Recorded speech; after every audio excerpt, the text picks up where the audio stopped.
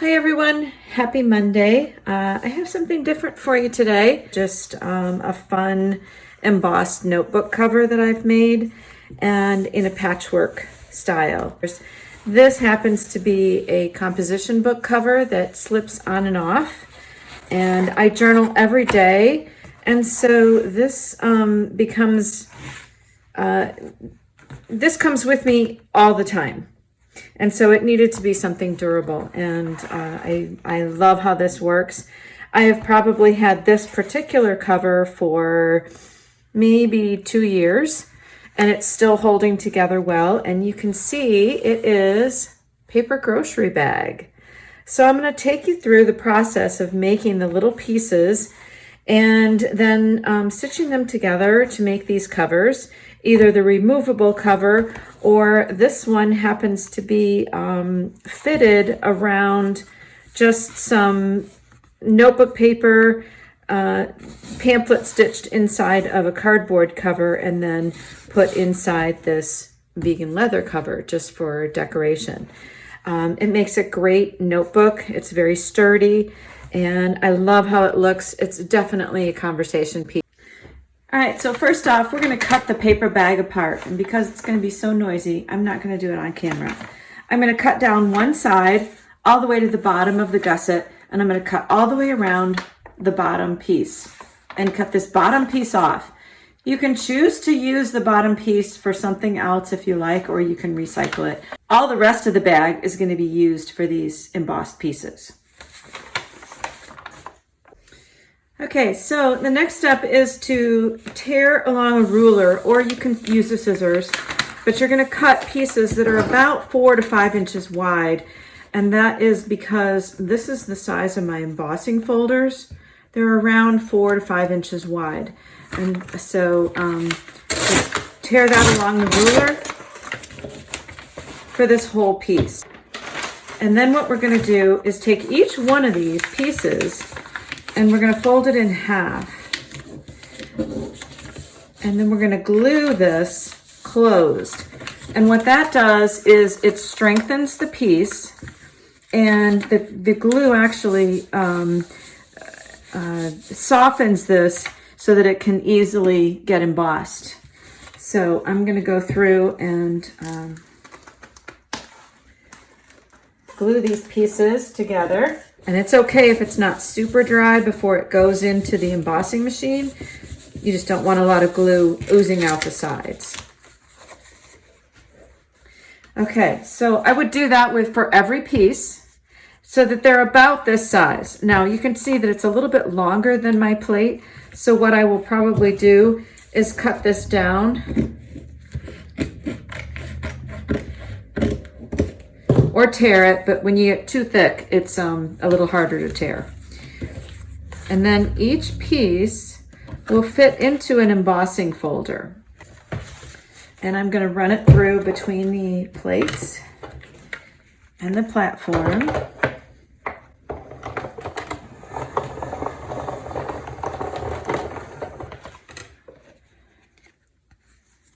And this is what you get. Beautiful embossed piece of paper.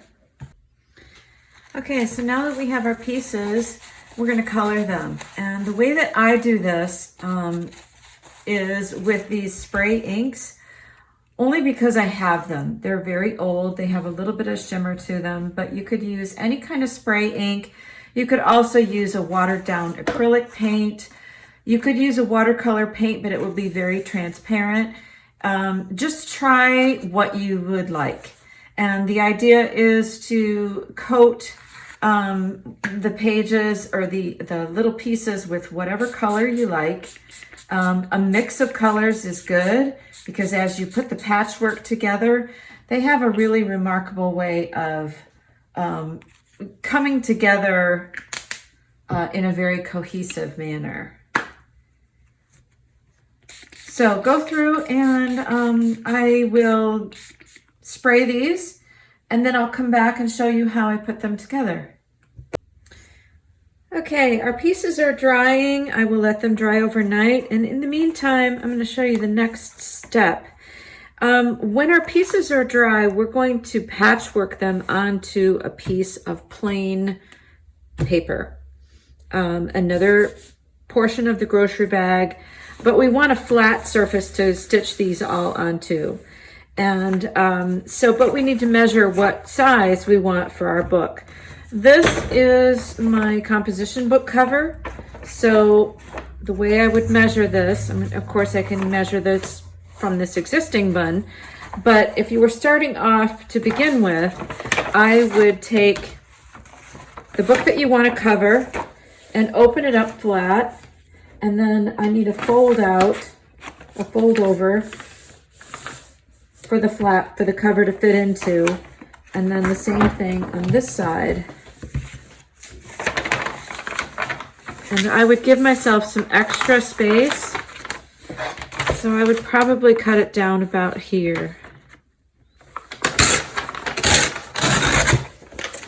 And I'm not going to worry so much about being exact at this point, because there will be some rough edges when we patchwork the pieces onto this, and we will cut it down, and we'll cut it down square when we get to that point later. But I want it a little bit closer in height than this. So I want to cut that curve off, and I have a tear here, so I probably want to cut that down as well. So I think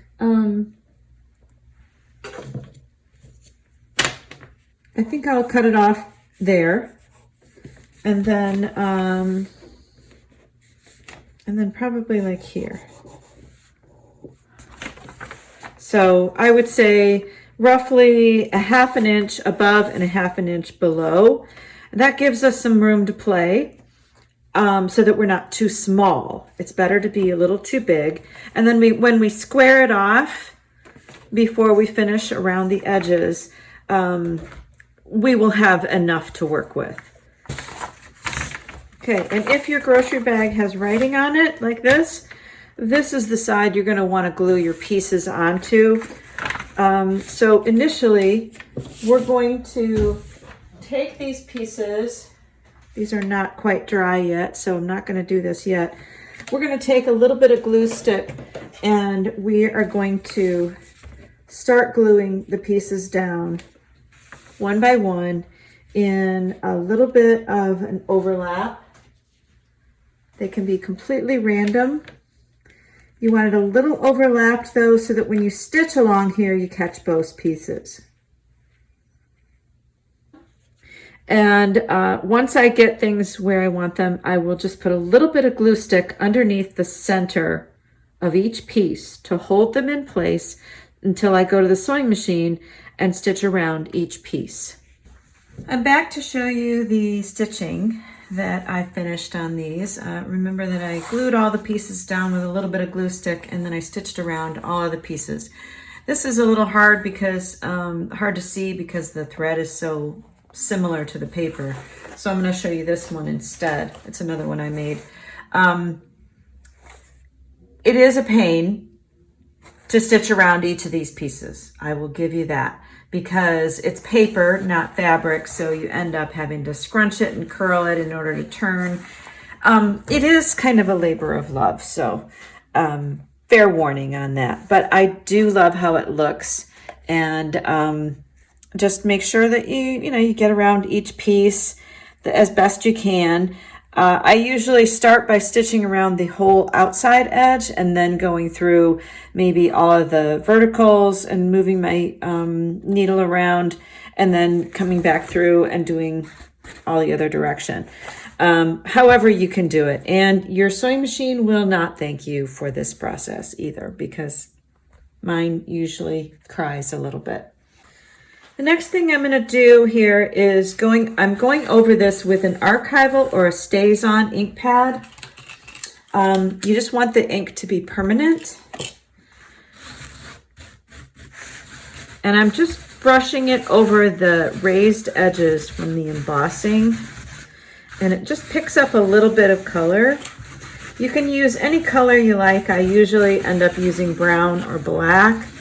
It sort of unifies all the pieces. And then the next step that I'll do is I will seal this whole thing. I will give it a good coat or even 2 coats of Mod Podge over all of this. And that will seal in the color, for one thing, because some of the inks that I used to color the individual pieces were water-soluble inks, and they will tend to bleed a little bit into each other when I coat them with Mod Podge. But that, again, I don't really mind because it does unify the colors just a little bit if they bleed together.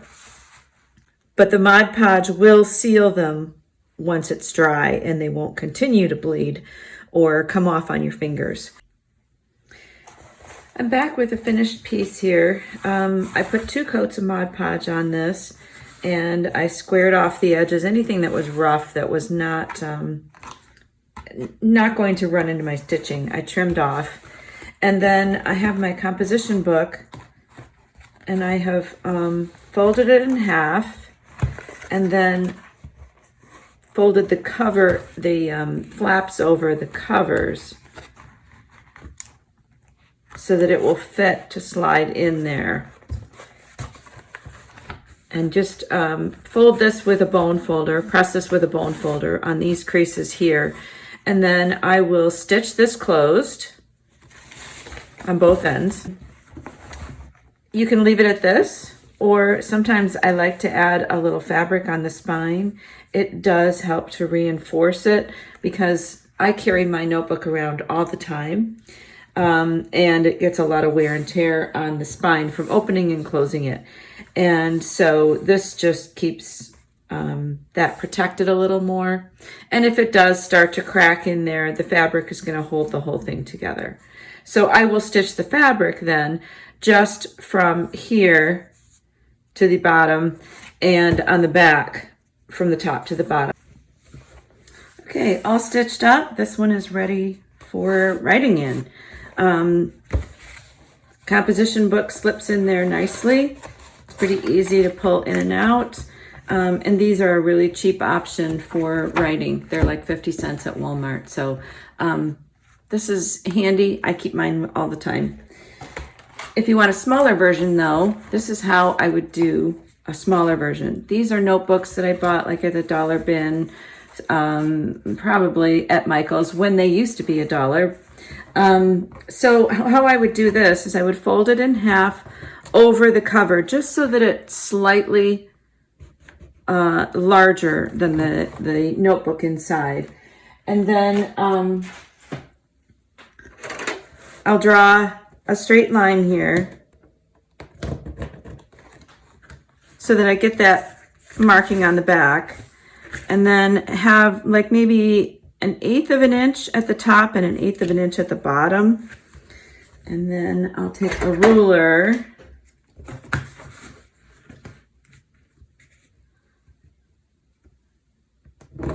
and do the other line there. And then I'll cut this out, but you'll notice that my stitching is below my cutting line. So I will need to run a stitch all the way across the bottom here, this cut edge, as well as this cut edge here. I'm going to show you a few color options here that I ended up doing, and a couple of them might look familiar. So this is a new one. And then if these look familiar, it's because they should. If you've looked at my altered book videos, you'll notice that this was a similar technique that I used on the cover of my first altered book with the children in it. I did not do stitching, but I collaged individual pieces onto the covers. And I did that using Mod Podge underneath the piece as well as on top of the piece, just to seal it onto the existing book cover. And then this one is similar to what I used on the Once Upon a Time altered book. I just, again, collaged pieces and no stitching on that. I did a lot of tearing of the pieces' edges. They do tend to glue down a little tighter when they're torn rather than cut. But that's it. That's the technique that I used. So for pamphlet stitch binding, you need to push 3 holes through the center of the book and the center of the cover. I'm just going to eyeball this. And you can use, this is called an awl. I poke it in the center and then maybe 1/2 inch, 3/4 of an inch from the top and the same from the bottom.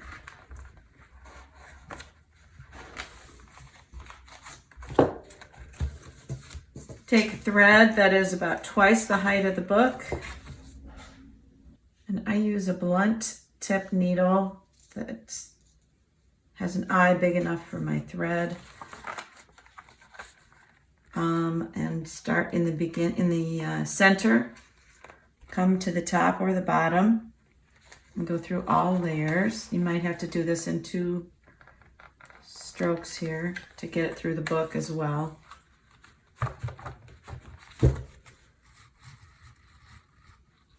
Skip the center hole and come out through the bottom, and then come back in the center hole, and making sure that one thread is on one side of that long stitch and one is on the other side. Take your needle off, pull that tight, and do a square knot, left over right, right over left, and that ties this into our cover. Let's snip these off.